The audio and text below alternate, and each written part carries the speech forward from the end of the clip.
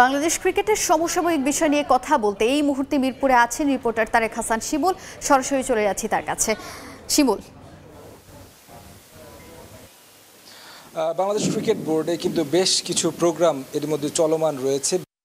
একটা practice plan কিন্তু এরই মধ্যে কার্যক্রমে চলে এসেছে। আমরা যেটা দেখছি যে যখন কোনো দল অর্থাৎ টেস্ট দল যখন অনুশীলনে থাকে তখন ওয়ানডে এবং টি-20 দলকে প্র্যাকটিসের মধ্যে রাখার জন্য বাংলাদেশ টাইগার্সের আন্ডারে কিন্তু আমরা দেখেছি ঘরোয়া কোচ যারা রয়েছেন তারা কাজ করান এবং কি পাকিস্তানের বিপক্ষে যে ঐতিহাসিক সিরিজ জয়, সেই সিরিজ জয়ের আগে যেমনটা দেখেছি দেশীয় কোচ যারা রয়েছেন সোহেল ইসলাম, তারেক আজিজ খান, তারা কিন্তু ক্রিকেটারকে তৈরি করেছেন। আমরা দেখেছিলাম যে যখন চন্ডিকা হাথুরু সিংহে সহ তার কোচিং প্যানেল যখন বাংলাদেশে আসে, বাংলাদেশের মাটিতে প্রস্তুতির জন্য, তখনও কিন্তু আসলে তারা হোটেল বন্দি থাকতে হয়েছে একটা অস্থির পরিস্থিতির কারণে। সেই জায়গায় কিন্তু লোকাল কোচটা কাজ করছে এবং কি ক্রিকেটাররাও আসলে যেটা বলছেন যে গতকালকে আসলে কথা বলেছেন ক্রিকেটার জাকির আলী অনেক, তিনি বলছিলেন যে তারা যেহেতু লম্বা সময় ধরে এই কোচদের আন্ডারে কাজ করেন এবং কি শুরুটা তাদের এই কোচদের হাত ধরে, যে কারণে তাদের ভুলগুলো কিন্তু শুধরে নেয়ার ক্ষেত্রে দেশীয় কোচরা অনেক বেশি গুরুত্বপূর্ণ ভূমিকা পালন করে এবং কি এই পাকিস্তান সফরের পরে বাংলাদেশ জাতীয় দলের কিন্তু বড় আরেকটি মিশন রয়েছে ভারতের বিপক্ষে। সেই ভারতের বিপক্ষে কিন্তু টেস্ট এবং টি-20 দুইটি ফরম্যাটে খেলতে হবে।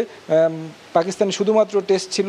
দুইটি ফরম্যাটকে মাথায় রেখে কিন্তু এর মধ্যে অনুশীলন করা শুরু করেছেন যারা আসলে এই টেস্ট দলের বাইরে ক্রিকেটার রয়েছেন। আমরা দেখেছি আজকে সৌম্য সরকার, জাকির আলী, অনেক, আফিফ হোসেন, ধ্রুব, শামীম পাটোয়ারি, মাহমুদুল্লাহ রিয়াদ, তারা আজকে অনুশীলন করেছে। একটা বিষয় যদি বলে রাখি যে আমরা দেখছি এবাদত হোসেন, যিনি লম্বা সময় ধরে আসলে লিগামেন্টের যে ইনজুরিতে পড়েছিলেন, মাঠের বাইরে তার যে রিহ্যাব প্রক্রিয়াটা চলমান রয়েছে এবং কি আজকে তিনি বেশ খানিকটা সময় বোলিং করেছেন।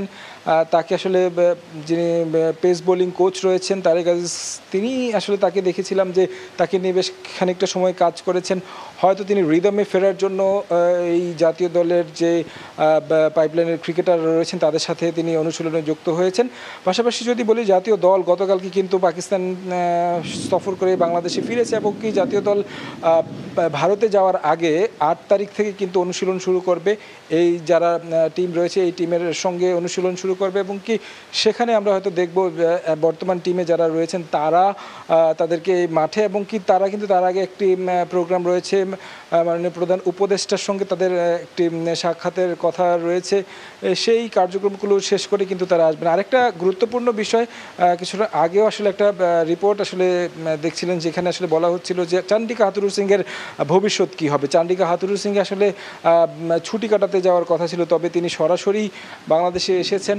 তার মূল কারণ কিন্তু ভবিষ্যৎ নিয়ে, যেহেতু নতুন বোর্ড প্রেসিডেন্ট এসেছেন, তার কিছুটা শীতল সম্পর্ক রয়েছে এই কোচের ক্ষেত্রে এবং কি তার যে আচরণগত যে বিষয়গুলো রয়েছে সেই বিষয়গুলো নিয়ে তিনিও সন্তুষ্ট নেন এবং এটা হয়তো বা আজকে অথবা কালকে দু একদিনের মধ্যে হচ্ছে বসে বোর্ড প্রেসিডেন্ট এবং কি আরও যারা নতুন পরিচালক রয়েছে নাজমুল আবেদিন ফাহিম, তারা বসে আসলে সর্ট আউট করবেন তিনি আসলে লং টার্মে থাকবেন কি থাকবেন না। আসলে আমার কাছে মিরপুর থেকে এই ছিল সবশেষ খবর।